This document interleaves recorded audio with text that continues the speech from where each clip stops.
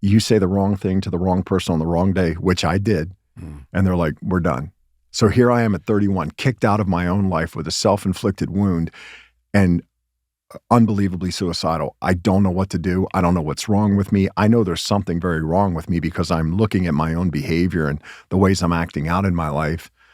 And then I found myself walking into rooms of recovery.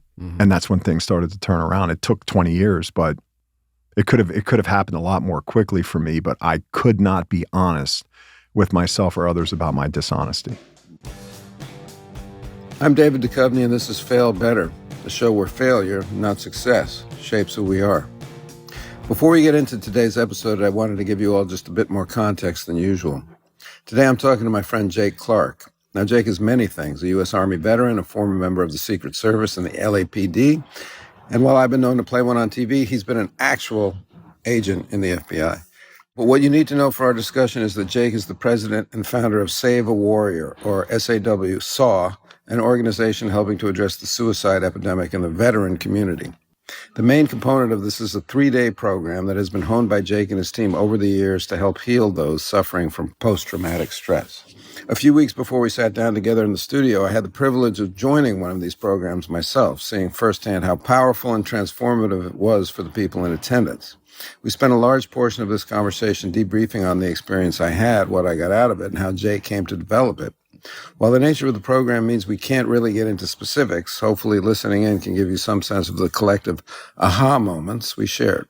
One thing we do discuss is how the fundamental trauma experienced by the men and women in the program actually happened before they saw any combat. You'll hear Jake talk about something called ACEs, which stands for Adverse Childhood Experiences, and is a scientific way of categorizing events and circumstances that can have a detrimental impact on a child's development. We touch on some pretty heavy subject matter in this conversation, like child abuse and suicidal ideation.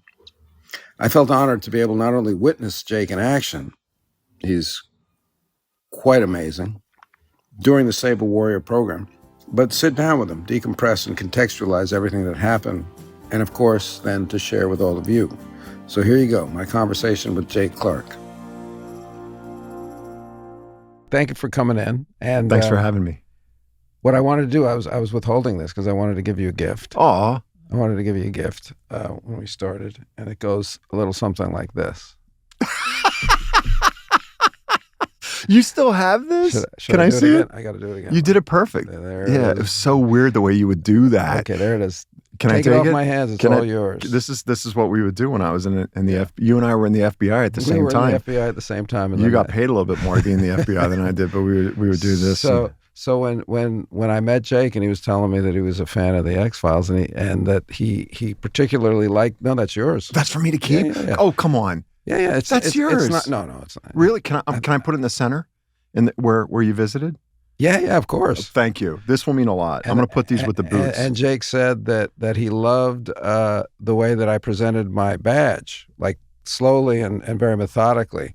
And I told him that's because it was a focus puller kind of a thing. Like if I had to get the badge in focus, I was getting it out of my coat pocket and I'd go kind of like that, and focus puller would go, when I was there. So there was always like a weird stop to it. Yeah. Well, we thought it was some kind of... You thought it was a choice. Like a David Lynchian thing, or that maybe you were this alien, right? That you were an alien and that you very were... natural acting. But there was an awkwardness about your trying to be human. And you were just doing something where, as cops, we're like this, we're like, there you go, put it away, and you throw them a business card if they want to call and complain. I'm just laughing because, Thank you the for descriptions of the acting were alien and awkward, and I appreciate that. This is such a... I was a younger actor. This is like a full circle moment for me here. Yeah. I thought I'd lay that on you. But thank you for being here. Thank you for doing what you do. And what I wanted to try and get to today, or get around, or whatever it is, I want to know how you came to be where you're at a little bit, and I also want to talk about the process of the cohorts as well, of Save a Warrior. You speak a lot about, to me and to the guys, you speak a lot about not necessarily the trauma of war, which is definitely a trauma, But you speak of childhood trauma. When I had Gabor Mate on the podcast, he said, if you can get your kid past 3 without really fucking him up, and I'm paraphrasing because Gabor Mate didn't say if you could get your kid past 3 without fucking him up. He said something like that's the major thoroughfare of trauma there, 0 to 3. Actually, from 0 to 4, 85% of the brain is forming. And from 4 to 26, the last 15% is coming online. So you're looking at kind of like 3 levels: reptilian, mammalian, and then this neocortex, this executive front part of the brain that takes about 22 years to fully wire in.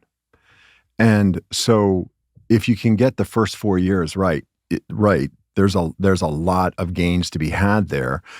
And in my early childhood that I would come to learn about as an adolescent, I found out that I spent the first 3 of my first 3.5 years in a Catholic orphanage. Like at 6 months to 3.5 years old, I was in a Catholic orphanage with a brother I have who's 15 months older.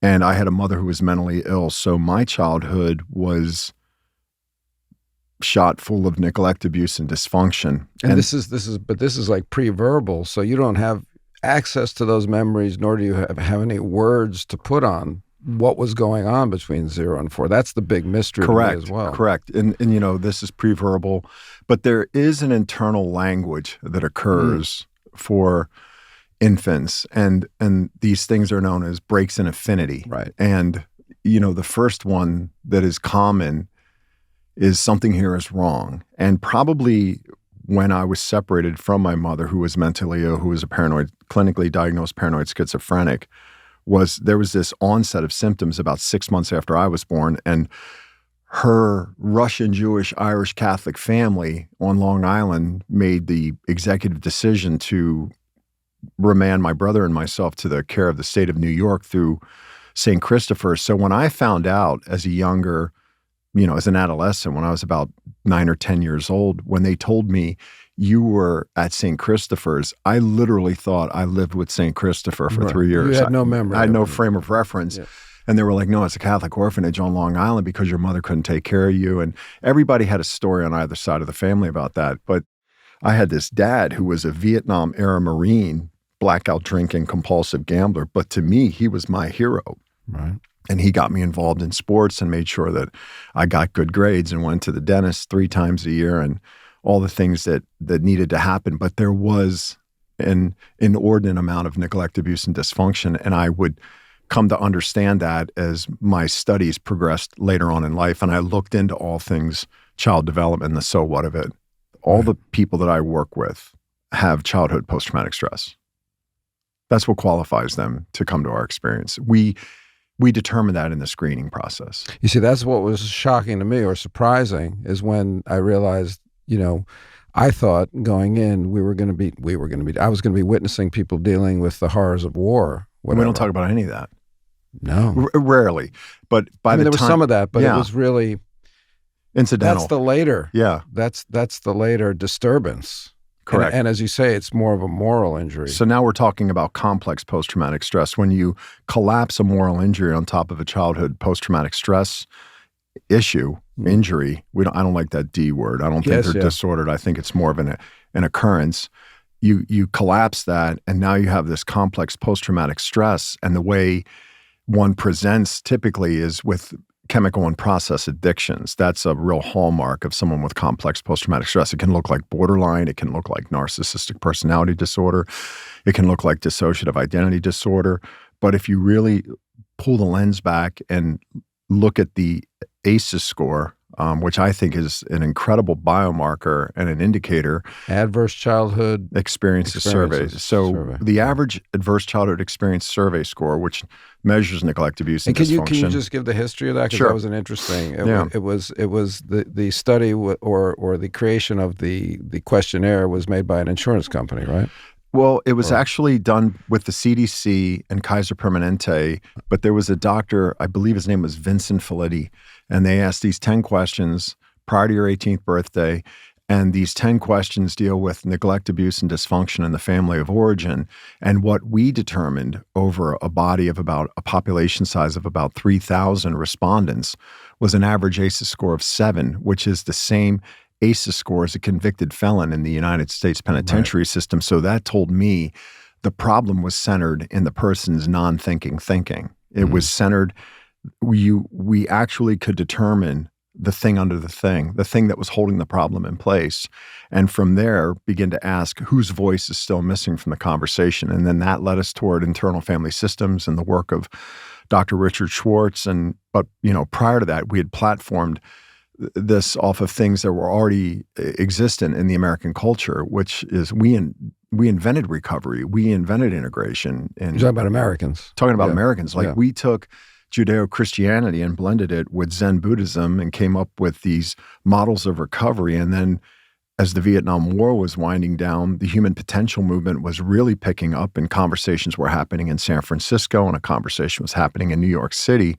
And when you blend and synthesize the best parts of those evidence-based models as they made their way into the culture, some pretty magical things can happen in a very short period of time, as you witnessed. I did witness, and that was the shocking thing, because I come from kind of the world of people go to therapy and they're in therapy for years, or they expect to be in therapy for their entire lives. Yeah. And what you guys did in 72 hours, and of course, you're not claiming that it's all done. You're claiming there's work to be done. There's an affiliation that remains from the guys to you. There's a network of support that they have. It's not like this is a fix, but this is the beginning of a mode of a fix. And you're giving them what you say is we talk funny. That's what you like to say up there. We talk funny because you're giving them a vocabulary. If you're talking about this was a pre-verbal injury, the break in affinity. Yes. And so how do you put a vocabulary on that? Well, it's made up, but it's getting closer, and you give them a way to talk about those things that they didn't know how to talk about. But there's a little bit more of a challenge here because of what's holding the thing in place. What the thing under the thing that we're dealing with are these gouged experiences of, look, I'm just going to tell you, 95% of the people that I work with were sexually abused as children. And see, that's the part where 90%. 95%. 95%. 100% of the women, about 85, 90% of the men. Good time to just say there are female cohorts. There's no co-ed cohorts. Correct. There are female cohorts. I have never taken a woman through this experience. You have not. You have other women that do it. But I'm saying, I work with the women. I see them in the Tunnel of Tears and I do their 500-day plan. I'm saying over the last 13 years, I have never taken a woman through the Save a War experience who was not sexually abused as a child or didn't experience sexual abuse on the job or sexual harassment.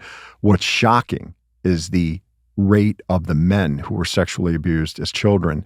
And it's one of the questions, it's the third question in the Adult Childhood Experiences Survey questionnaire. And what's crazy is a couple of years later, these memories start coming back because people aren't numbing as much as they used to. They're titrating off their meds. They're using our meditation practice.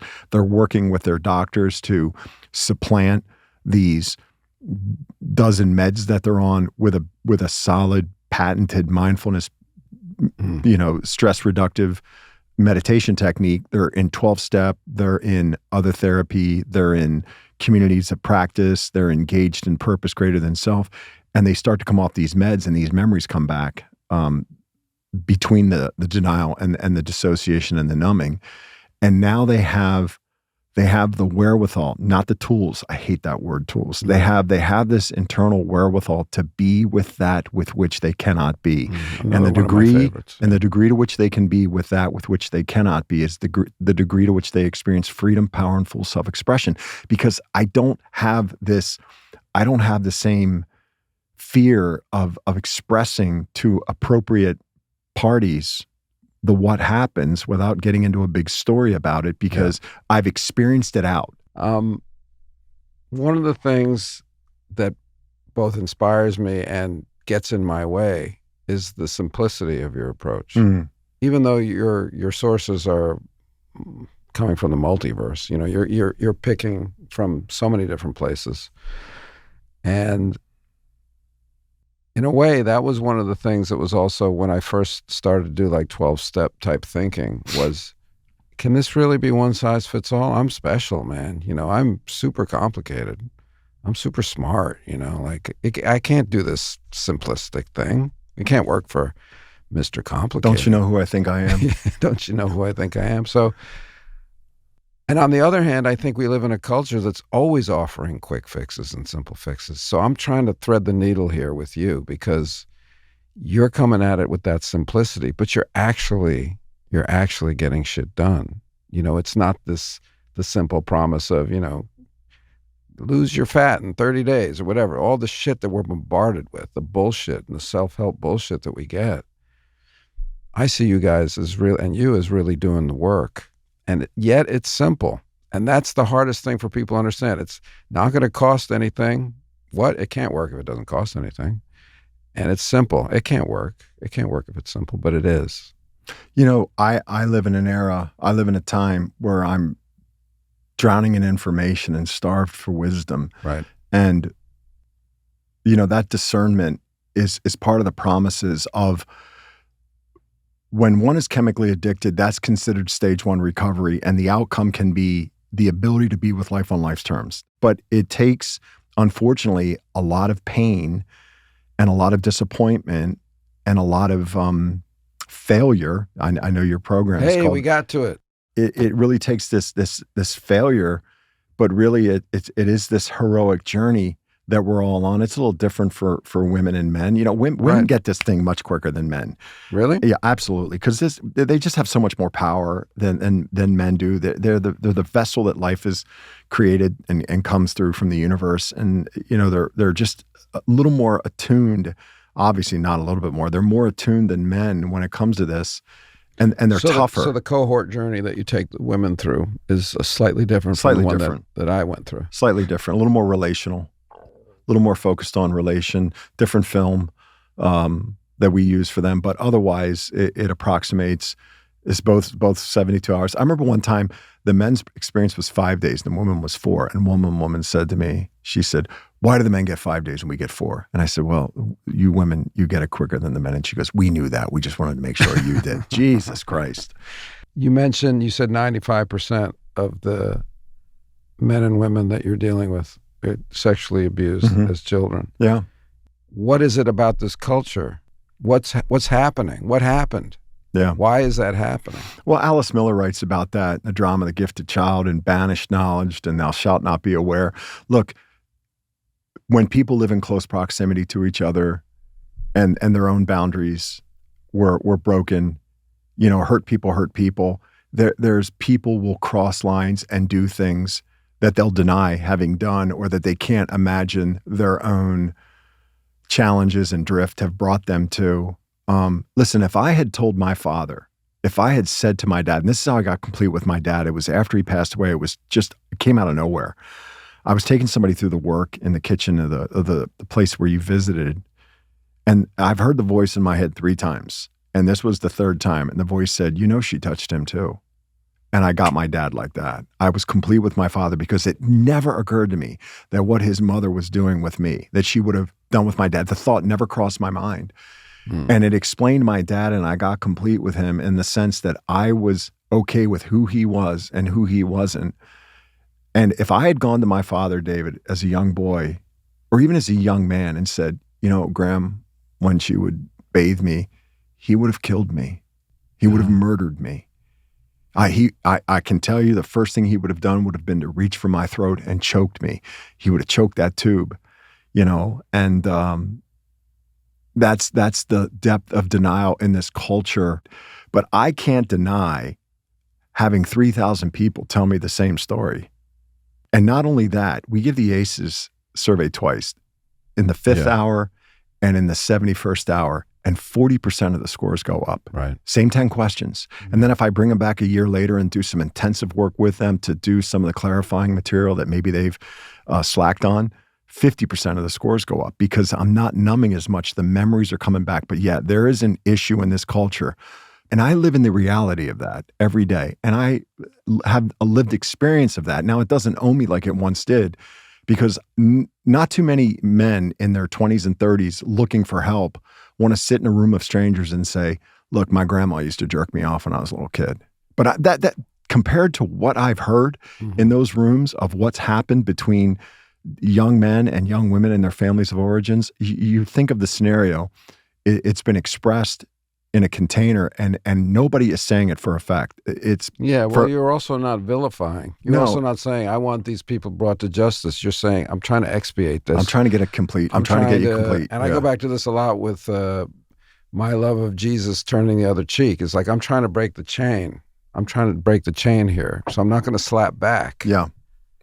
Yeah, and listen, I have people that are parents that come through, right? The majority of these folks are parents, and their concern is, how do I unfuck the damage I've done? And I say, listen, there's a maxim here. It's called Saul Maxim number 2. If I really want to help those closest to me, the best thing I can do is focus on my own healing. There is something that a child picks up and instinctually and intuits when their parents begin their own healing journey. There's a different level of regard toward that parental figure that they love no matter what, but it transforms the relationship in the sense that you don't have to do anything other than get a good seal on your own mask before you start worrying about getting a seal on somebody else's. I want to go back to like your teen years, when you joined the military at 17, right? And I was conscripted. My father insisted. Like, I was terrified of my father. I did not voluntarily enlist. I was made aware. Listen, the day after you graduate high school, I'll never forget this conversation. You talk about a break in affinity, one coming lagging. It's I'm defective, I'm helpless, I'm alone. When he said, June 7th, your bags are on the porch, within a week, in September of 1983, within a week, I was sworn into the delayed entry program for the U.S. Army. And I thought my life was over, that my dreams were shot. Look, what were your dreams? I wanted to either be a professional baseball player or a Secret Service agent, because I saw Mr. Reagan get shot on television when I was 15, and I saw the way my dad reacted to the reaction of the Secret Service agents. I thought the Secret Service was these two guys that lived on a train out west, James Garner and Artemis Gordon. They chased this little guy around the desert, Dr. Lovelace. And my dad said to me, do they educate you in that school you go to? And when I saw what the Secret Service really was from age 15 until I was 29, I actually ended up in the Secret Service at 22. But when I reapplied to go back as an agent, when I met the education requirements after being a police officer here in Los Angeles, like, I knew more about the Secret Service than the dudes who were interviewing me. And they said as much. They said, my God. I said, well, I've been studying this agency since I was 15 years old, because it was a sexy gig. You're chasing counterfeiters to live and die in LA. You're guarding dignitaries. There's an opportunity to maybe work on the president's detail one day, travel the world, do sexy stuff. So it was all look good, dominate, look good, dominate. It was all what Young talked about. Like, it was all athlete warrior, look good, dominate, look good, dominate. There's no statesman spirit at that point. It was all about, if I do this as in order to, then all the other things that come along with being a normal person will fall into my life. And I was completely wrong about that. Completely wrong. I got that all wrong. And then I ended up in the FBI. So at 17, military. Secret Service, Uniform Division. Then the Secret Service. Spent a year at the Uniform Division. I walked into work one night. There was a pamphlet for the LAPD, and all of us wanted to be cops now since we had all this great training. So I came out west in 1989. I was a street cop in Skid Row. That was very impactful. South Central. And then I ended up... Was this not speaking to your sense of service? Because you say... It was all self-service. It was all self-service. Oh, no, there was... I did not understand the value of service until I was about 51 years old. Right. So that's not... Yeah, no. This was all about more, better, different. How do I garner status in this culture that places a high premium on it? Because inside, I'm defective, helpless, and alone. I'm the biggest piece of shit around which the world revolves, who would lie if telling the truth would get him out of trouble. And I've got non-shareable problems. So I'm fraudulent. I've got non-shareable problems. I have no declaration. I have no purpose in my life. And I'm just existing, but it looks good. I can take care of myself. I'm desperately trying not to be like the family of origin I come from, but inside I can't lose that. I can't turn that tape off. Were you afraid of mental illness? After I worked Skid Row, I was. When I worked Skid Row as a police officer, I thought that a punishing God was playing some cosmic joke on me, showing me the ultimate end. Like, you think the mental institution was bad for your mother, which was horrific, going to these mental institutions. This is where you're going to end up. but I felt like these were my people and that I was being called one day to be out there with them, that this is how my life was going to ultimately end up, was going to be on Skid Row in downtown Los Angeles. And they'd recognize you as, that was that cop. Well, they'd look at me like there was the way people would regard me. There was a knowing, like they didn't look at me like. You really felt that. Yeah, I sensed this connection with them, and I don't know if I was projecting my mother onto them, and it didn't ruin my day. It just was like, wow, okay, this is where the story ends for me. But it didn't. Almost.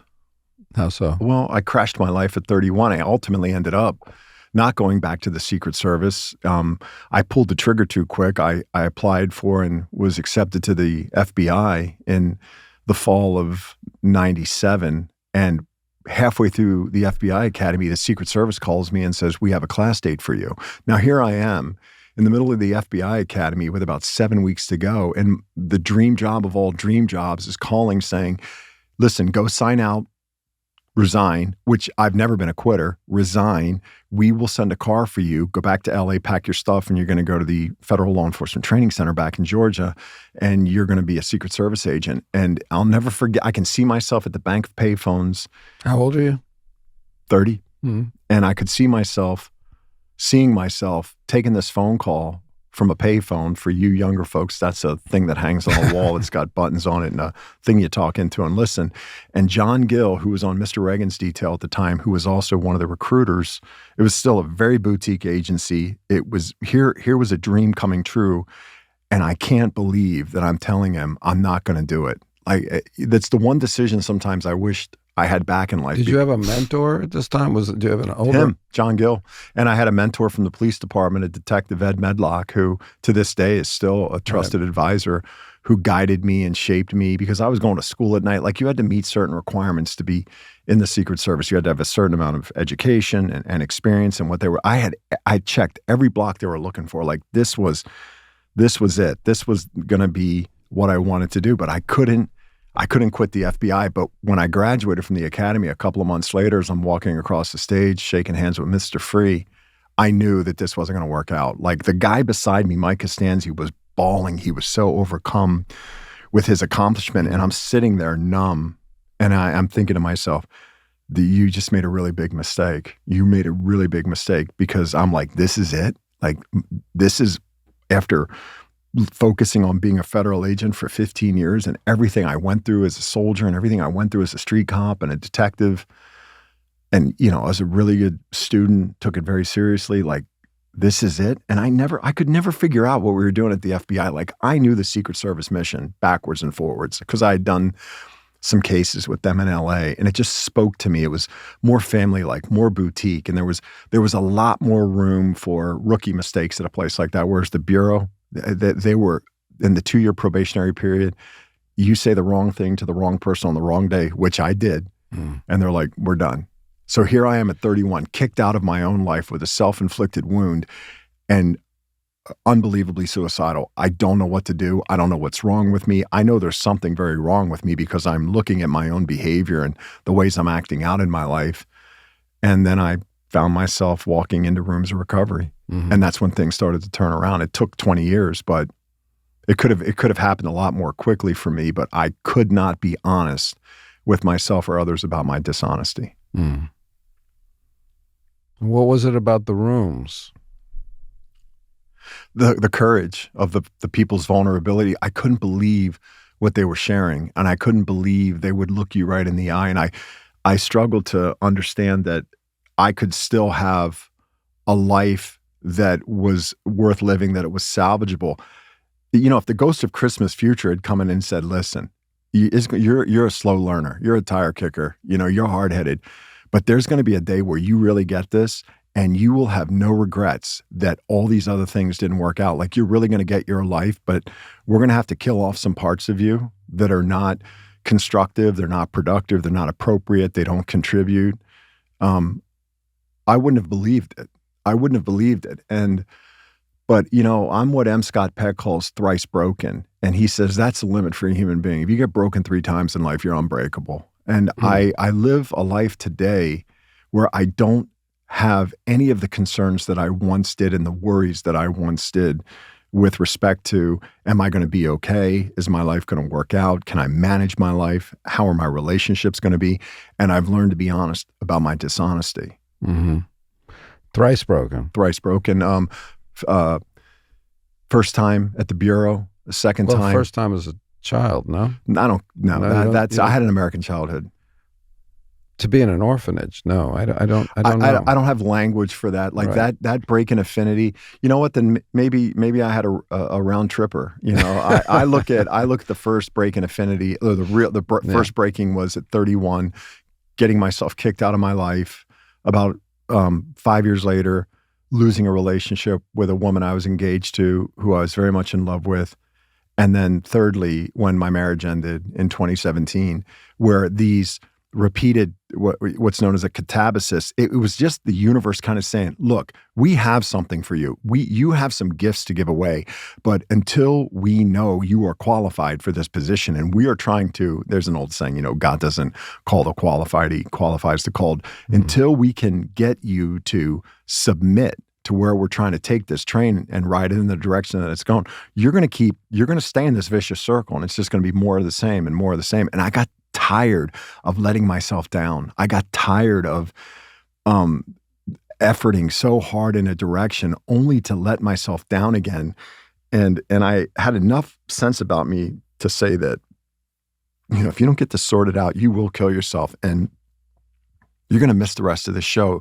You're going to miss packing something into the stream of life, because I was very selfish, very self-centered, very self-seeking. And I got tired of this act. I just got tired of letting myself down. I was just tired of being disappointed and not being able to look myself in the eyes in the mirror.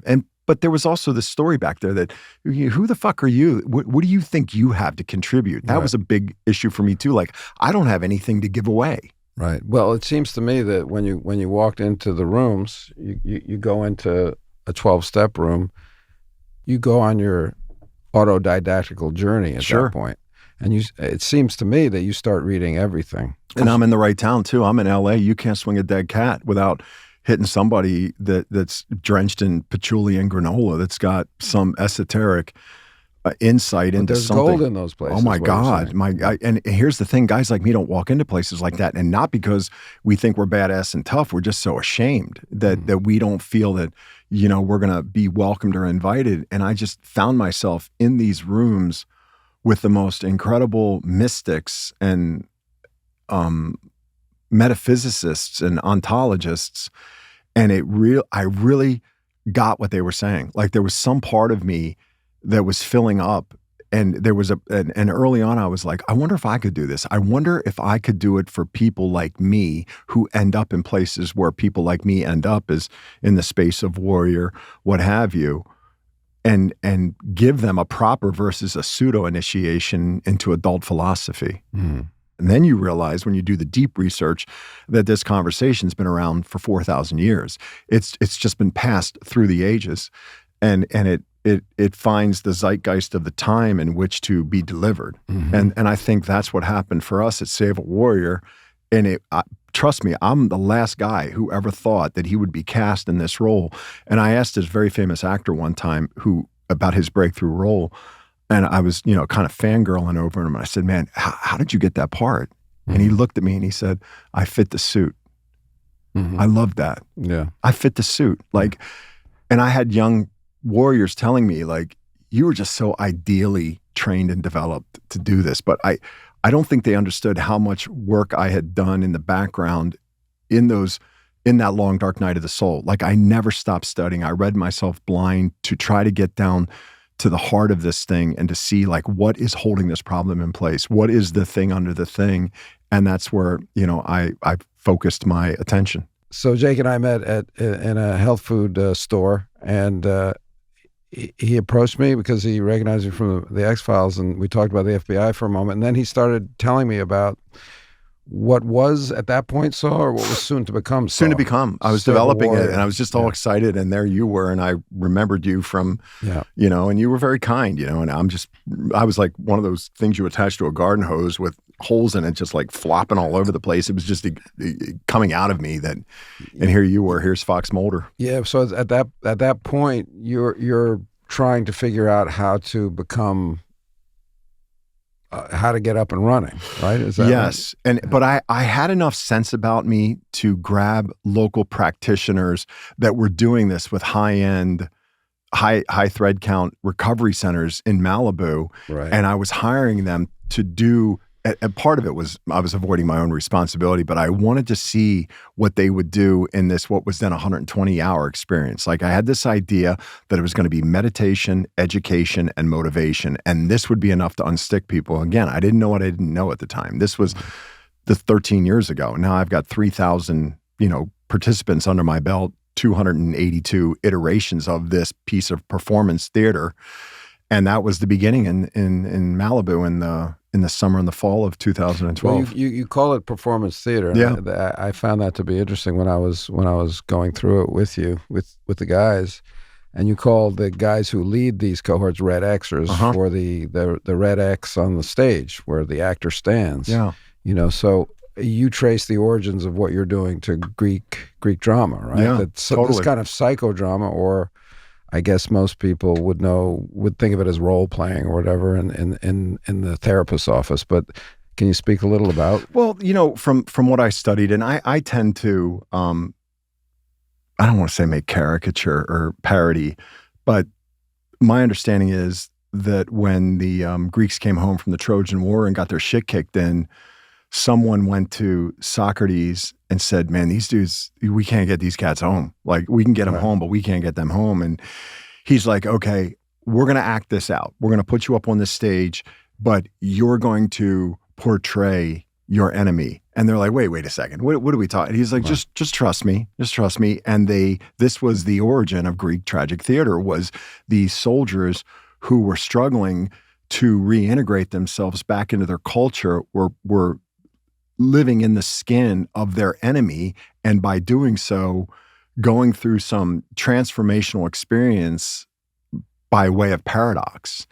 And there's something really, really powerful about doing that kind of psychodrama. And you saw some of that when you were with us, and we do it very, very slowly. But yeah, the person delivering the content is known as the Red Xer. And, somebody said something to me one day, they gave me a compliment, and I was like, well, there's a reason they let me stand on the Red X. And it just kind of stuck. Right. But yeah, we train our Red Xers to lead these experiences. And, the thing that I would want to convey is, really, to hear this the right way, these folks that come through this experience, these are some bad motherfuckers. Yeah. I mean, these are dudes that are shit hot warriors with significant time on target, but there is something in their DNA that just responds to that kind of a practicum.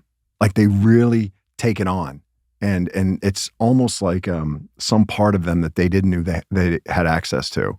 And it's really, really powerful to see people like get something like that.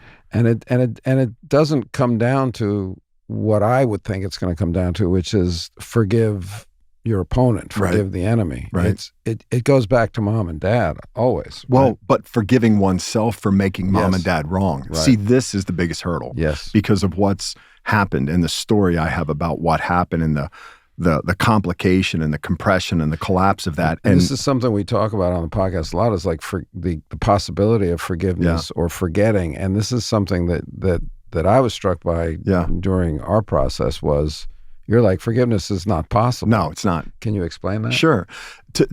When you look at the word forgive, if you look at something like A Course in Miracles, which has been around for 50 years and has found, it's popped up here and there, and it started in Columbia University back in the early 70s.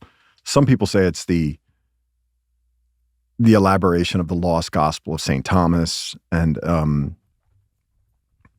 there's this idea that to forgive is to give oneself ahead of time, to pull oneself outside of time and to move into this, emerge into this other space where possibility of possibility exists. If I say to you, I forgive you, I'm assuming the power of a deity, of a God. I can't do that.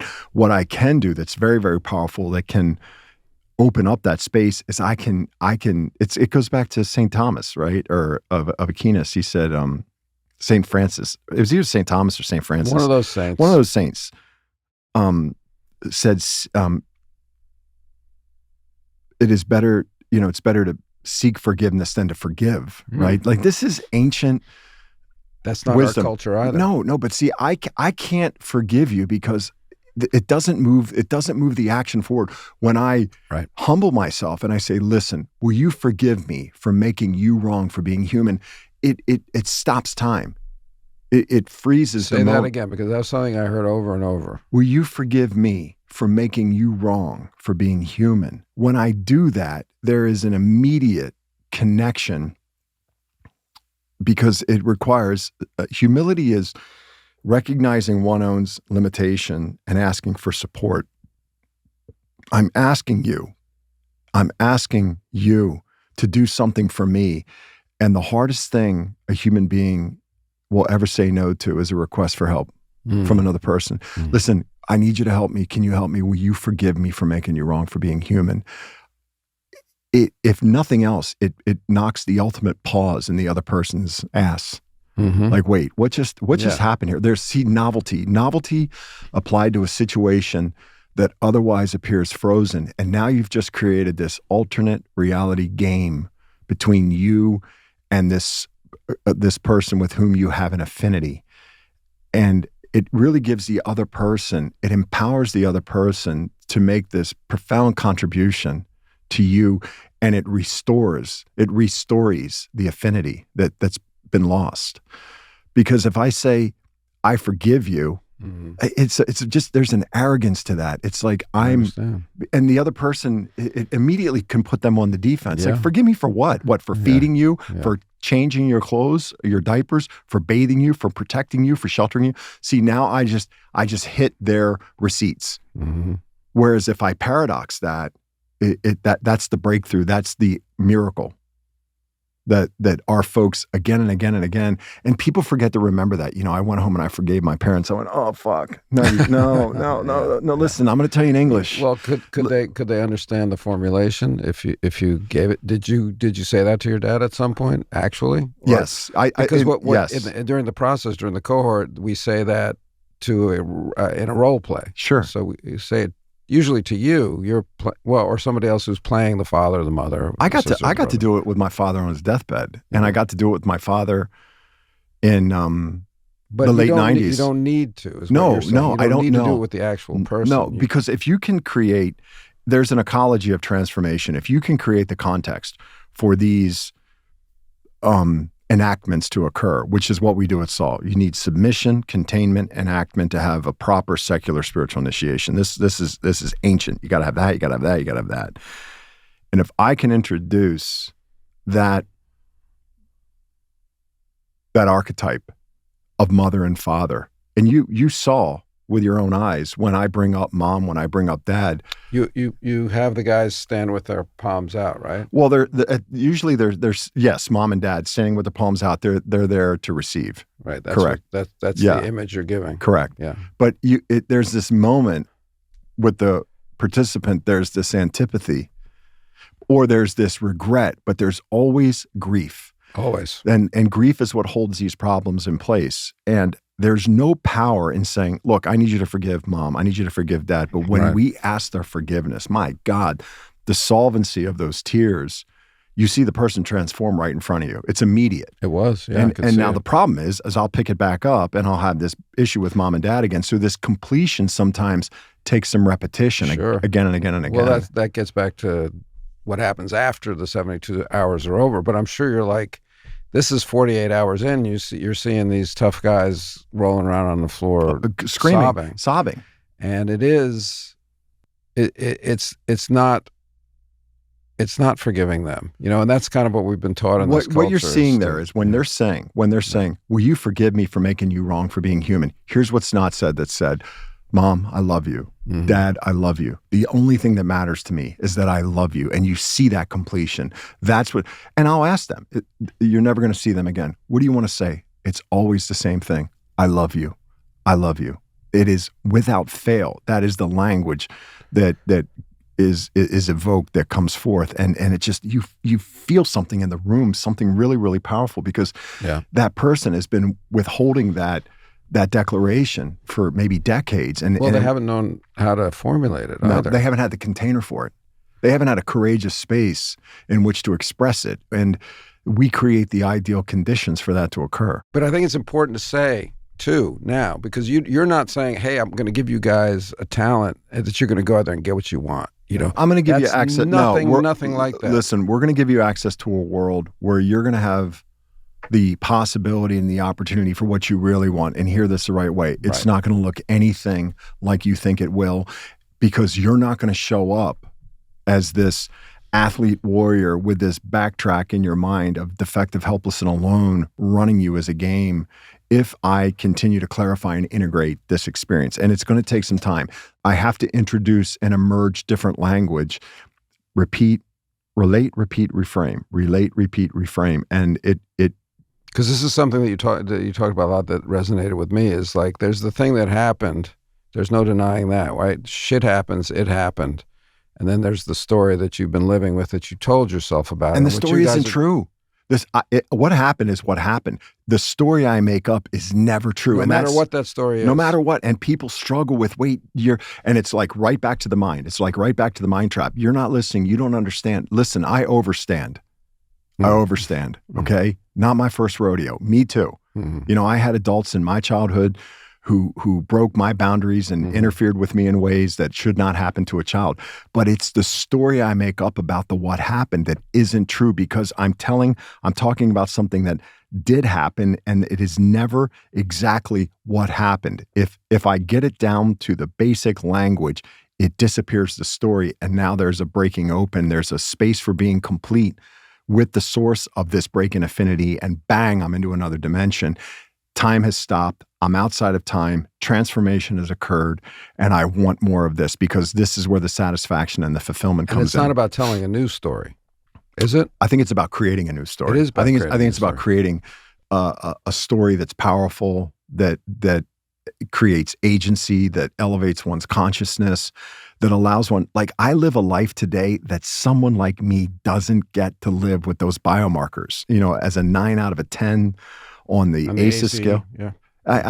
I'm someone that ends up institutionalized or on Skid Row or in prison, you know, and I think that's why I was drawn to the places I was drawn to. And not because there's a trope out there where people say, well, people join the military because they don't have any better options in life. No, let's clarify that. I joined the military, first of all, because I was forced to, but I went into law enforcement unknowingly seeking out opportunities to recreate the abandonment of my childhood. Now that's some sick shit. And it doesn't seem sick to me as an actor. I mean, that is the hero's journey so often. Yeah. You know, and you talk a lot about Joseph Campbell in your work as well. So yeah, no, I think that's almost, returning to the scene of the crime is the nature of human psychology. But it's so devastating to feel so powerless to do anything about one's circumstances other than be in this vicious circle. Right. And that's why people kill themselves. Well, what I'd like to end with is something that's been, you know, kind of not gnawing at me, but I've been thinking about since I went through this weekend with you guys, is I just kept thinking everybody should do this. Sure. You know? And I know that what you're doing is helping people with these acute problems, and that's where it should be. And I'm just sitting there thinking everybody should go through this weekend, you know, and that's just my thinking. You know, I think anybody could benefit greatly by being exposed to the kind of the process, the simple, intense, short process that you take people through. There's so much a part of me that doesn't believe that it could work. How could 72 hours change my life? You know, I'm too complicated again and too fucked up for that to work. And yet there's magic in what you do. And Thank you. And you're a superstar. And I think that there takes one to know one. I think I had great trainers. Yeah. And I think that you're training great people as well. Sure. I'm working. Listen, I'm tuning I'm turning wrenches on Bugattis. I mean, there's nothing wrong with a Toyota Camry, but that's not what's showing up in the shop. I'm working with people who are profoundly courageous. But I when I say everybody should do this, I don't want to take the focus off what you are doing. No, I get it. Yeah, but I'm working with human beings. I'm not looking at people sitting across from me in those experiences as, that was a soldier, that was a Marine, that person was in the Coast Guard, they're a police officer, they're a firefighter, they're a dispatcher.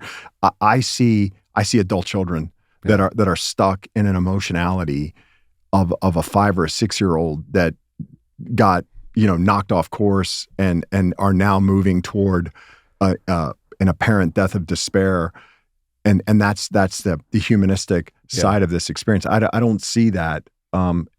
And the good news is, there are platforms and vectors out there that we seek to grow into. Yeah. When Campbell did the interviews with Bill Moyer, that was powerful. Right. Tens of thousands of people wrote into PBS and said, "My God, just watching this transformed my life." And you are sitting as a witness, as a valued participant, which we've had since the beginning, and you're having what's known as an others having gotten just by experiencing someone else's transformation. Right. It's having an analogous effect on you as the percipient witness. And that's the power of this work, is that we are moving into an era where that technology is available. But I would say to people, listen, what you seek seeks you. And the greatest gift we can give ourselves is this desire to be curious about what's going on for us internally, and knowing that that's maybe that's not who we are.